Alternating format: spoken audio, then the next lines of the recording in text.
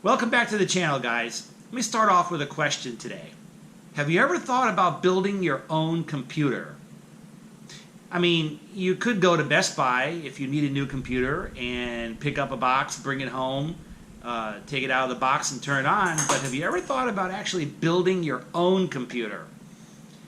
The number one advantage to doing that is really, I think, the satisfaction of knowing that you built it yourself, that you put all the parts together yourself, it all works, and if it's something that you use every day, you know, knowing that this is something that you put together. And also, it's easy to upgrade down the road, a year or two down the road if you need more memory, another hard drive.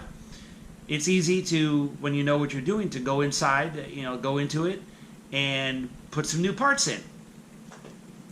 I have experience building computers for myself. I built my first one about between 10 and 15 years ago, and I've built a couple more. I've upgraded along the way. I've never gone out and purchased a computer in a box store after the first one that I bought back in 1997 or so, or something like that. And the last computer that I built was 6 years ago. And for that one, I actually did a video, an unboxing video, where I did a review on the case that I used. I'll put a link to that video up here in the top somewhere, and you can check that one out. But I have a couple parts inside of it that need replacing, and I just decided that it's been 6 years, and I decided to go for basically a complete new build, except for the case. And I thought, you know, now since I have a better camera to work with, I thought I'd bring you guys along and do a computer build video.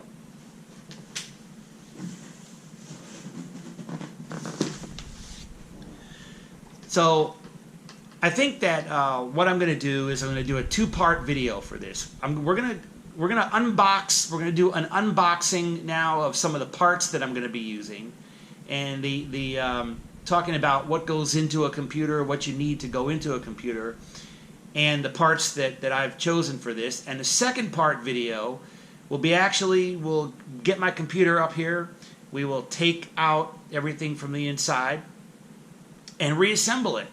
And I'll show you how it's done, and I'll show you some tips and some things that you would need to know if you want to build your own computer. I can tell you it's not that hard. And it could actually be fun. So I've got the box here with all the parts that I purchased for this build. Let me say, if you're going to build a computer for yourself, there are 6 things that you absolutely need for a computer build. You'll need a computer case. You'll need a power supply. You'll need a CPU, central processing unit. You'll need a motherboard. You'll need memory. And you'll need storage. Those are 6 things that every computer will need. Of course, there's others. You can also expand on that, and I'll get to that shortly. But 6 things that you need to have to build a computer. So the number one thing that you need is a case. There are a few considerations to keep in mind when planning to buy a case. They come in different sizes, of course, which are called form factors. You can buy a full-size tower, they call it, which is an ATX form factor. There's also mid-towers, mini-towers, which are microATX. There's also mini-ATX. There's ITX, which is a small square sized computer, and the main difference is what you can put inside of it, expansion, and the size of the motherboard that you can also put inside of it.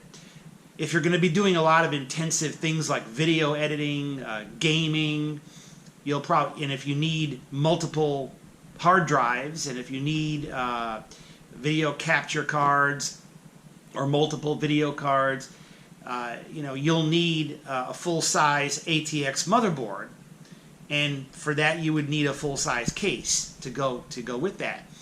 If you need, if you can get by with less, then you can actually get a smaller case, which, you know, looks better in the average house, you know, than one of those big full-size cases. If you've seen the unboxing video of my case, that's the one I'm going to be using because it's still in perfect condition. It looks like brand new. There's nothing wrong with it, and I really didn't see anything out there that you know, strikes me as gotta have this. My case is a MicroATX form factor. It has 2 external expansion slots where I only need really 1. So those are some considerations when buying a computer case. Some of the less expensive cases may come with a power supply as a bundle. They're not very good power supplies. They're cheap.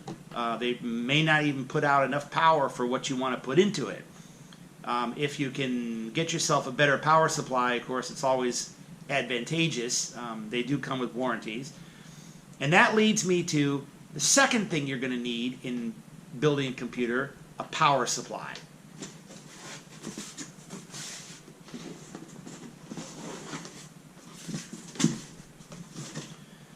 This is the power supply that I've chosen to go with. It's made by a company called SeaSonic. This is the Focus GX550 model. SeaSonic is a brand, is a manufacturer that makes their own power supplies. And they also make them for other brand names. Some brand names don't always build their own, don't always manufacture their own. They buy them from a third party, put their brand on it, and SeaSonic makes a number of those. So in my research that I've done in buying these parts, this one fits my needs, and it got some really good reviews. So let's unbox this and take a look and see what you get when you buy a power supply.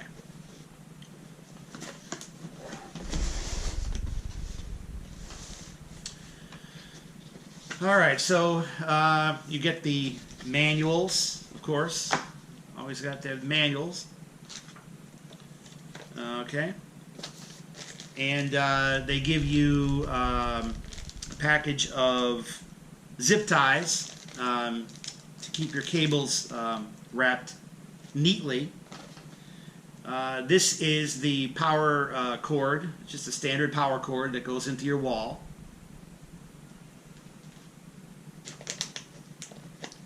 This is a tester, actually. This is where, and you'll see that we can plug in the motherboard, I believe it is, cable to here to test it to see that the power supply actually works coming out of the box. And they also include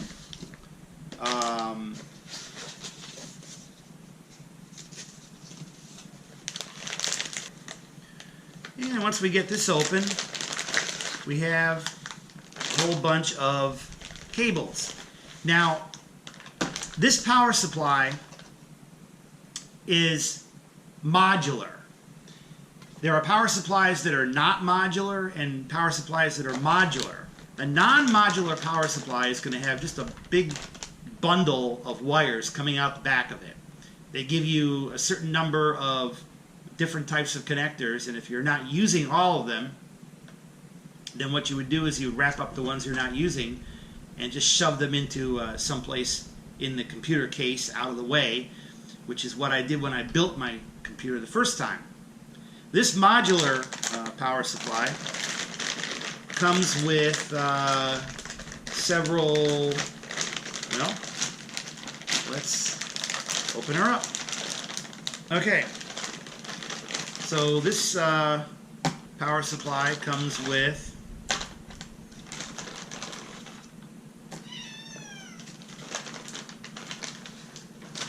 a number of cables. These are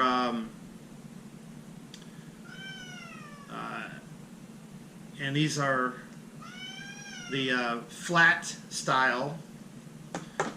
Right there, you've got some serial ATA power right here. This would be for hard drives.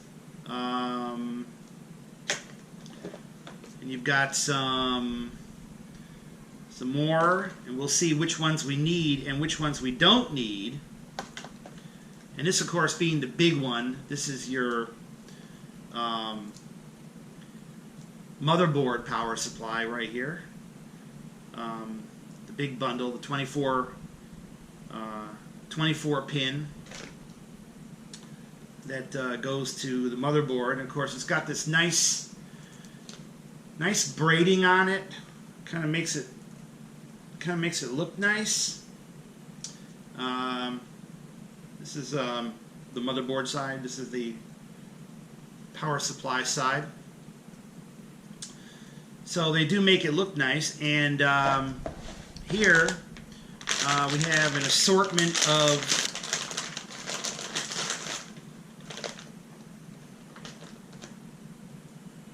you have some more serial ATAs right here.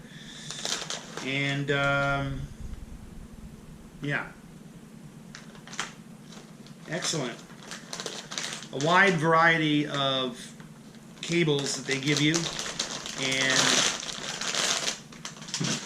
this bag that was included that I took all these cables out of, they give you this nice looking bag for storage, because they know that not everybody is going to use all of these power cables, and you'll need a place to store them so that they don't get lost or they don't get mixed up with those of another power supply. If you have two computers with two modular power supplies, you can keep this one for the SeaSonic power supply. So they do give you that. And here is the power supply. Okay, so we'll just set that aside for now. And the power supply itself is in yet another bag, because they really make it look top quality here. Here we go. This is going to be the back of it that faces the outside of the computer. You have your power cord connector, your on-off switch on the bottom or the top, depending on how you choose to how the layout of your computer case is. In mine, it's going to be on the bottom. Is the fan. Looks in pretty decent quality. And the back of it, as you can see on the back, is where you have all your connections, and you can use as many of them as you need. Your CPU, your motherboard is up here. You've got peripherals. You've got some IDE, SATA, Molex cables, PCIe power right there, which I don't think I'm going to need at the time. The Focus GX 550 is 550 watts maximum power.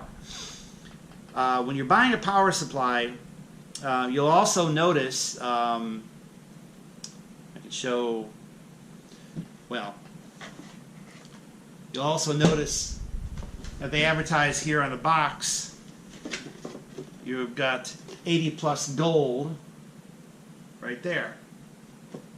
What that means when you're shopping for a power supply is a measure of the power supply's efficiency.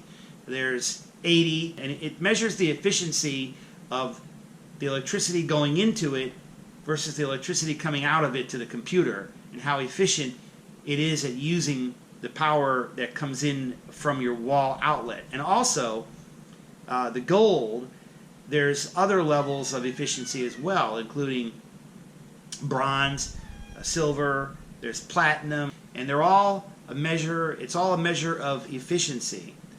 550 watts.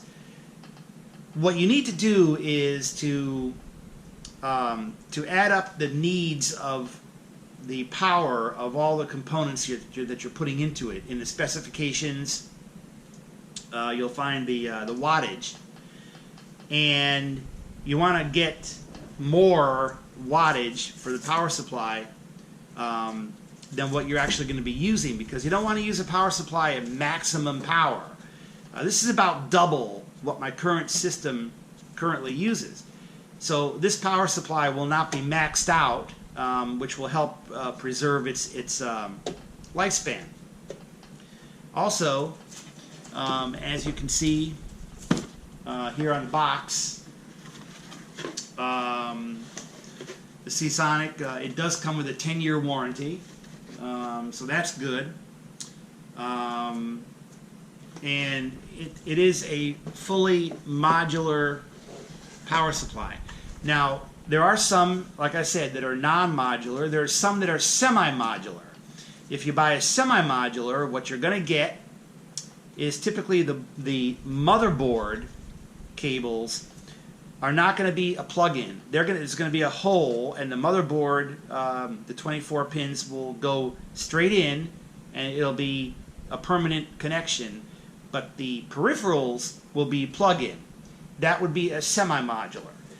So really, it's up to you which one you would prefer: semi-modular, fully modular, or a non-modular, and just have ketchup and mustard wires coming out the side and just stuff them all in there. So this is a considerable improvement over the power supply that I currently have in my computer. So moving along now, the next thing you're going to need on the list of things that you must have to build a computer is a CPU, or Central Processing Unit. And we get into our box of goodies here.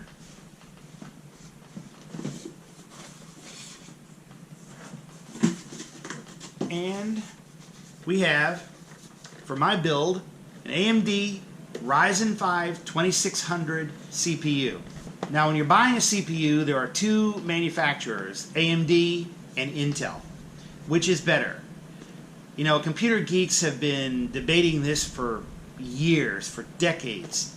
It's kind of like, which is better, a PC or a Mac? You know, which is better, an AMD or an Intel? The new generations of both have really gotten pretty good. AMD processors generally give you more power at a lower price point than Intel. A lot of the AMDs do not come with video on board, whereas many of the Intels do have onboard video. And that's another thing too. I didn't mention this in my list of things that you absolutely need in order to build a computer, but a video card is because it's not something you absolutely need. You could use onboard video in your build. Onboard video simply means that the video, or the graphics or video, is being processed by your CPU and going through your motherboard, as opposed to a separate graphics card. When you're buying a CPU, and you have to know, are you going to use onboard video, or are you going to buy a video card? If you're going to be doing a lot of gaming, a lot of video editing, 4K video, you're going to want to buy a separate video card to get better performance. You do have to be aware when you buy a CPU whether it's capable of handling video. And as you can see on the label for this one, it actually says discrete graphics card required. So this does not have onboard video in it. One of the AMDs I looked at, the Ryzen 5 3400G, I believe it is, does have onboard video, and the reviews on it are pretty decent. But I have a video card on my current computer, and we're going to transfer that one over, so I really don't need onboard video. But that is a consideration. Other considerations would be the processor speed. This one is 3.4 gigahertz. This is a 6-core processor, 12 threads. A core is like the brain of the processor. Okay, where the processor itself is the brain of the computer. The core is where, you know, all the computing comes from. This one has 6 cores, and a thread is kind of like a virtual core. It's where they divide a core into multiple threads, which can handle commands to process, and it essentially expands the amount that a CPU can do at one time. So this particular one does have 6 cores and 12 threads. Let's take a look at, let's unbox this and take a look at what's inside.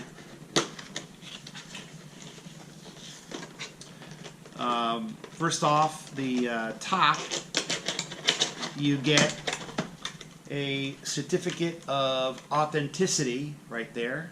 It's an authentic AMD processor, and on the side here we have the Ryzen CPU. This is the actual CPU. Hold that up. The pins right there on the back. I don't know if the camera can see that. Yeah, I think you can. And so this is, you know, there's a lot of power that you can do on a computer, and it all comes from a tiny little chip like this. And of course, they give you a little sticker to put on your computer.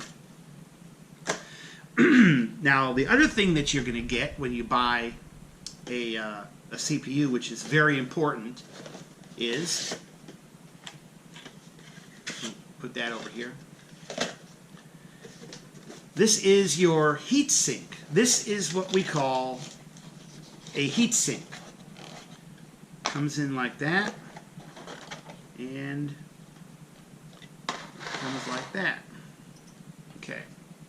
When you're installing a CPU on the processor, these things do generate a good amount of heat. They do get hot, and heat is the enemy of a CPU. It'll fry it.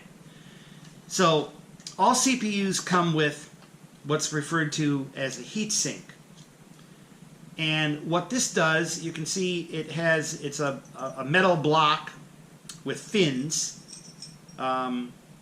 And what this does is it transfers the heat from the metal top of the CPU. It transfers it into here where it can be dissipated. And of course there's a fan to help with that.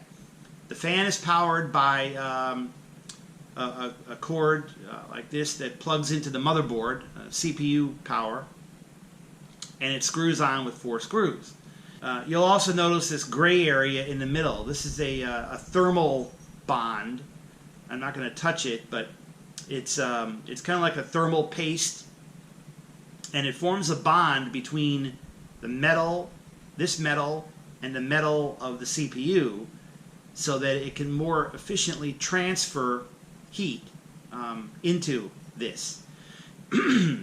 Now, some people choose to replace their stock heatsink with a fancy aftermarket one. There's even ones out there that are liquid cooled. If you're doing a lot of gaming or you're doing a lot of high intensity stuff where your CPU is going to generate high temperatures, you may want to think about purchasing a beefier thermal solution, a beefier heatsink. But all CPUs come with it, and so we're going to put this in the box, and we're going to protect the thermal paste on the bottom, and until I use it. If for any reason you had to replace the CPU on your motherboard, you would simply unscrew the heatsink, and in order to reinstall it, you would need to get yourself a tube of thermal paste.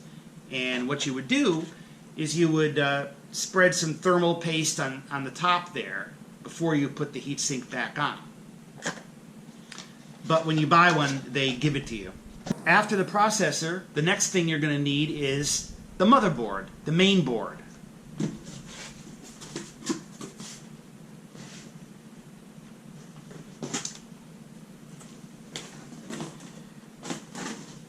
All right. Well, what I have here is an ASRock B450M Pro4 motherboard. This has 2 USB 3.1 connectors on the back. It can handle triple monitors if you were doing video editing, if you had a video production suite. It's got a lot of cool stuff on it. So let's take a look at what all comes here. This is the instruction book and the DVD with their software. This part that comes with it is called an I/O shield, input-output shield. This is what goes into a slot on the back of the computer case. Mine has one, but every motherboard comes with one because it's cut for the shape of and the locations of the connectors on the back of the computer. So I'll be removing mine and putting this one in. They give you a couple of serial ATA data cables, not the power cables, the data cables. We have the power cables in the power supply that we just looked at. Memory module installation. They give you a baggie with a tiny screw. We'll get to that in a minute. Oh, there's actually 2 of them. Okay.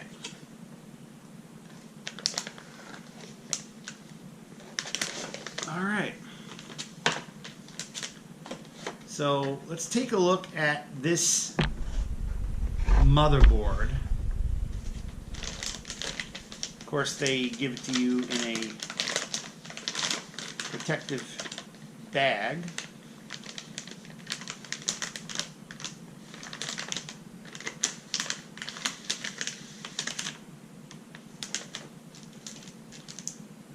Okay. This is a nice looking board here. This would be the back of it. This is your rear connections on the back. You've got a keyboard, a standard keyboard connector, the legacy one. You've got USBs. You've got video out. Now, this motherboard comes with an HDMI video output because the motherboard is able to handle a number of different CPUs. I could have purchased a Ryzen 5 3400G to put on here, which would have onboard video, and it could make use of this. This is where you would plug it into. So this is not going to be active with mine. You've got 1, 2, 3, 4 USBs. You've got Ethernet right there. And you've got internal serial ATA. And we'll talk about that in a minute. But this is where your hard drives would go, right there. This is your motherboard power supply right there. Your memory slots for your RAM, and we'll get to that. This is for your audio.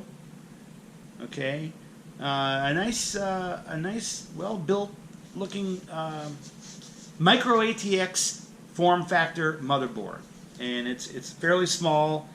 The screw holes, there's a bunch of them, but the screw holes are standardized for each form factor. So whatever brand you get, the screw holes are going to be in the same place.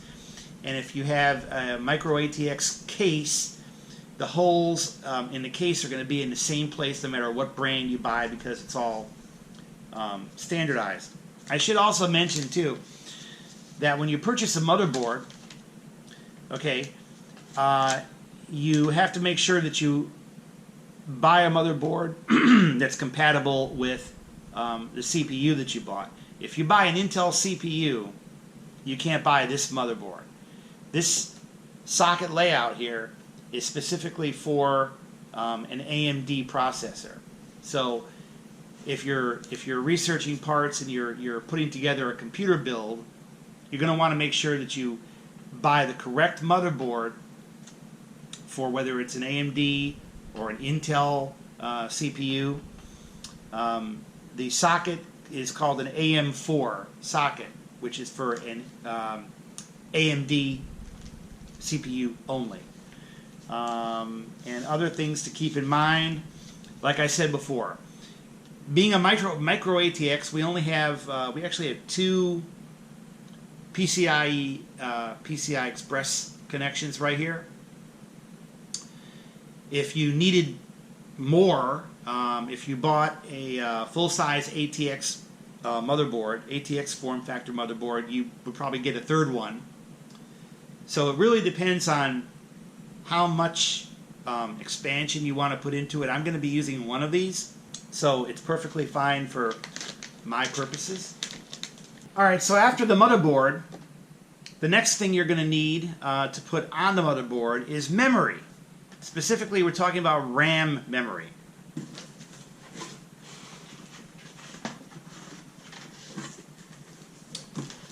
And this is what I'm going to be using for my build. This is from G.Skill. It's their Aegis line, DDR4 RAM. Now, when you're buying RAM, I recommend, based on my experience, at least 8 gigabytes of RAM. If you're going to be doing a lot of intensive things like gaming and video editing, then you would probably need more, like 16 gigabytes. Most motherboards, like mine and many others, are going to come with 4 slots where you can put memory sticks into. You want to use dual channel memory.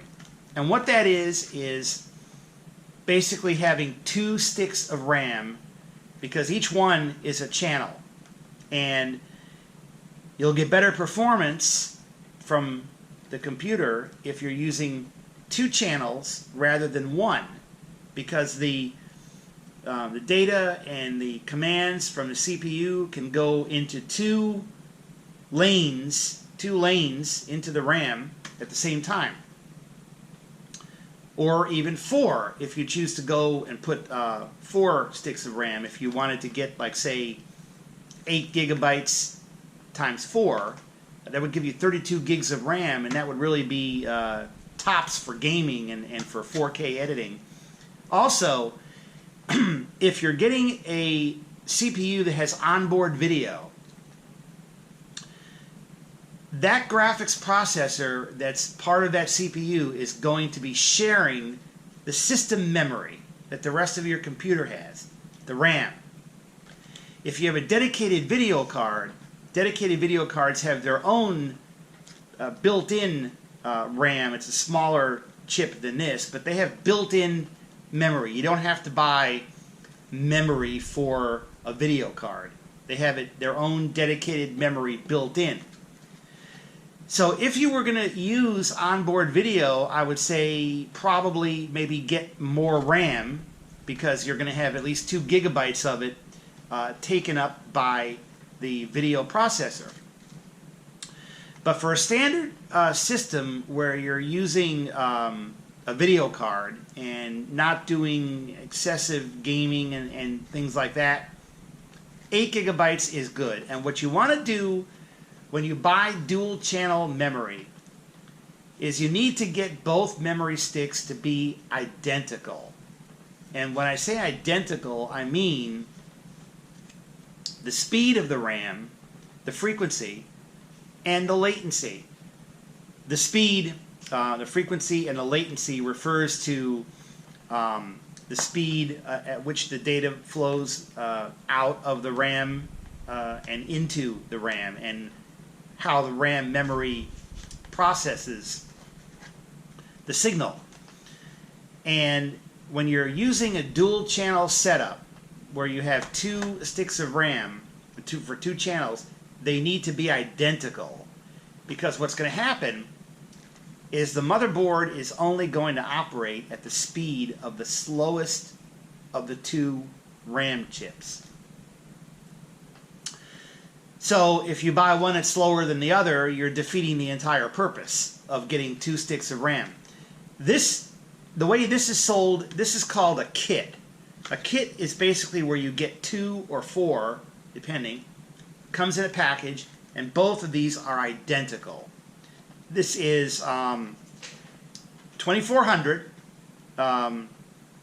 It's DDR2400. Has a latency of 17. And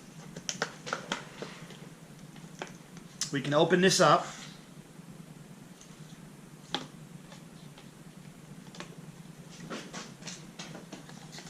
Take out the card there.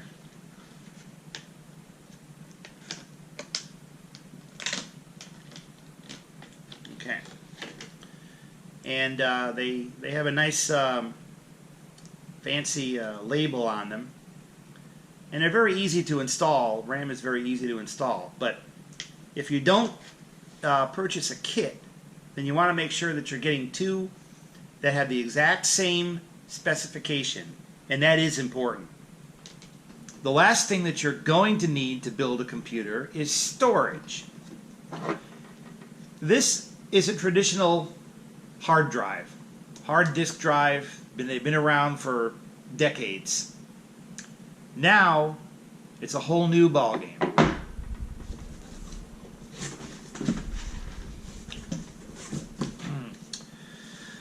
This is going to be part of my build for this time. This is an M.2 storage drive. After hard drives came solid state drives. A solid state drive is a good bit smaller than this, and it's also much faster at seeking data. And now, the last couple of years, ago, the M.2 format was introduced. And what's interesting about this is there's 2 different types of M.2 drives. There's one that uses serial ATA, or SATA, which is what the traditional hard drive uses a SATA connection. 6 gigabits per second, I believe, is the maximum bandwidth on SATA connection. Well, M.2 can use that connection, a different size connector, but it also can use a PCI Express connection, which is what this is. And this is called NVMe. It stands for Non-Volatile Memory Express. Volatile memory is RAM, which means that when you shut the computer off, the memory is gone. Non-volatile means the memory won't go away. It's storage. When you turn the computer off, it retains all of your stuff. And this is going to connect on the motherboard to a slot right next to the PCI Express, to the larger PCI Express slot. And because it uses the PCI bus on a computer, it is about 4 times, or has the capability of being as much as 4 times faster than a solid-state SATA drive. And I really can't wait to do a hard drive benchmark on this and really test out the speed. But it should be good. I'm going to replace my 120 gigabyte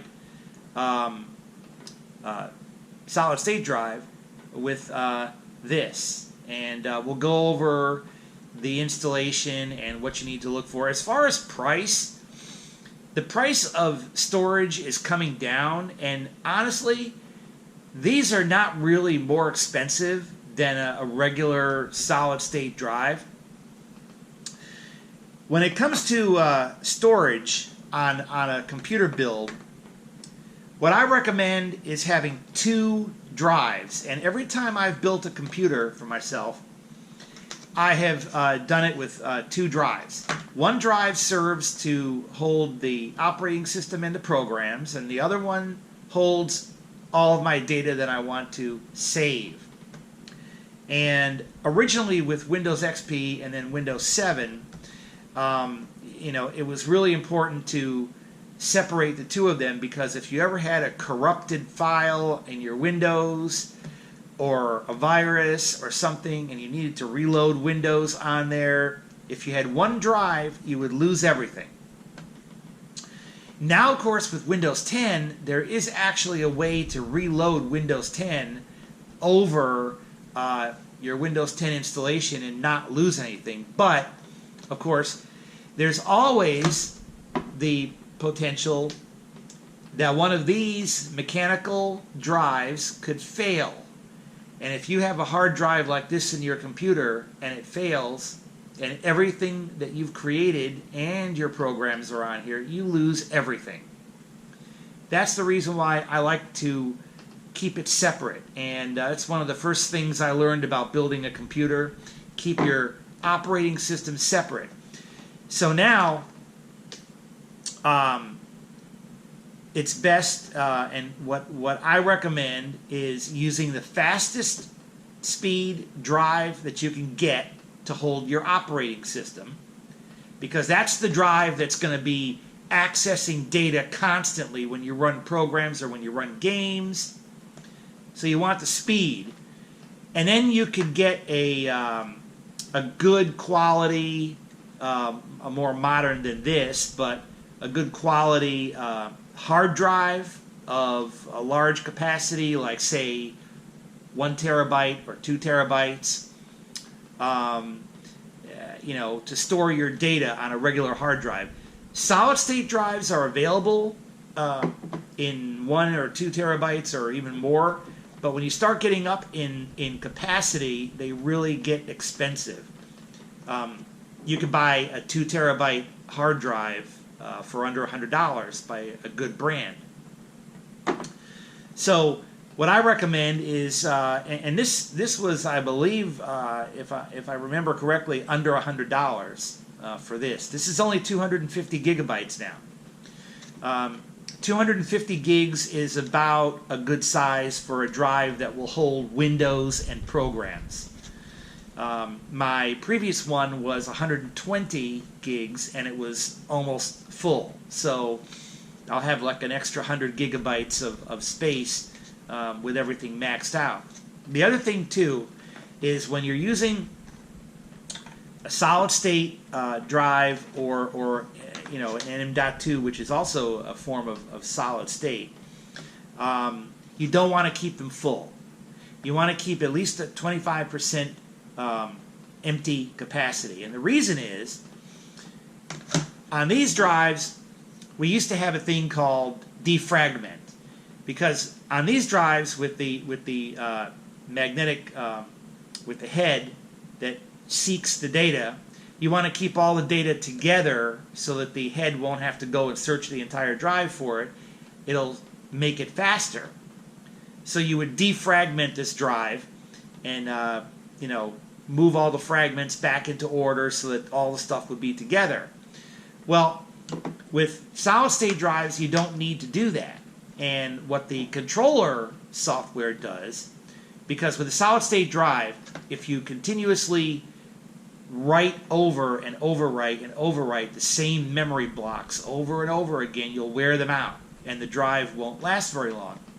So what the controller does is it moves the data around the drive and uses all of the available memory blocks to move data around so that it gets the wear evenly. In fact, they call it wear leveling. That's what it's called. And it's meant to not put more wear on any one particular area of memory cells on the drive. So when you spread them out, it'll last a lot longer. But if you keep the drive full, it can't move the data around, and it's going to have to rewrite over and over again the same memory blocks, and it'll wear them out faster. So if you get one of these, you want to keep about 25% empty capacity, and these are good for you know, running your operating system and your programs. So we're going to stick that into here for now. Now that's everything on my build. That's all the parts that I've... Oh, there is one more. The mystery box.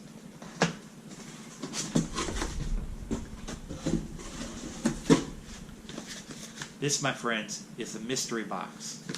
What is in the mystery box? It's an unmarked box. If I could open it. What is in the mystery box? Mystery box contains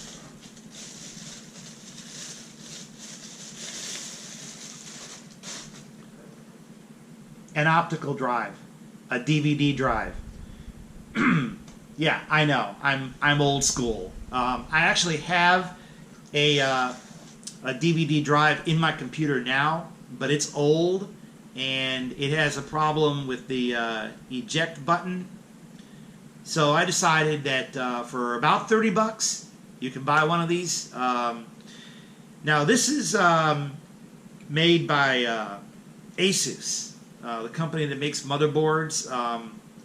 It's the model that does not have the Asus name on it. I wanted to get the bare one. And it comes in a not in a retail packaging.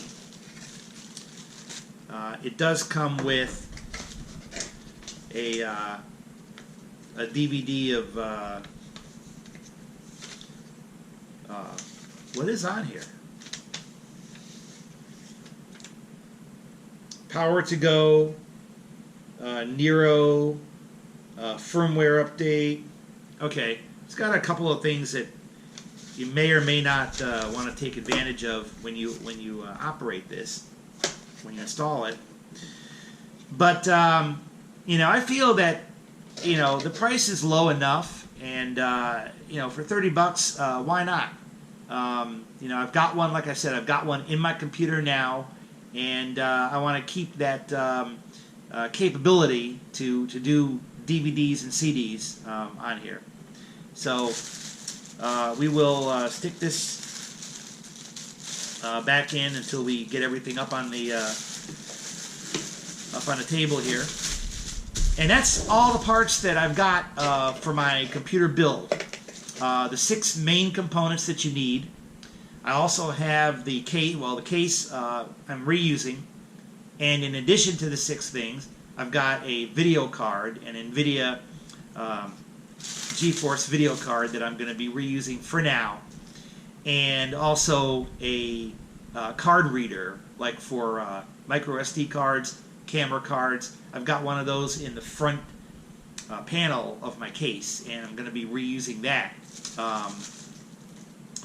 So the next thing is to get the computer up here. We're going to take apart the computer. We're going to take apart everything inside, and we're going to put everything together, and I'm going to show you how to build a computer. That's going to be in the next video, so make sure you stay tuned for part 2 of the computer build. See you next time.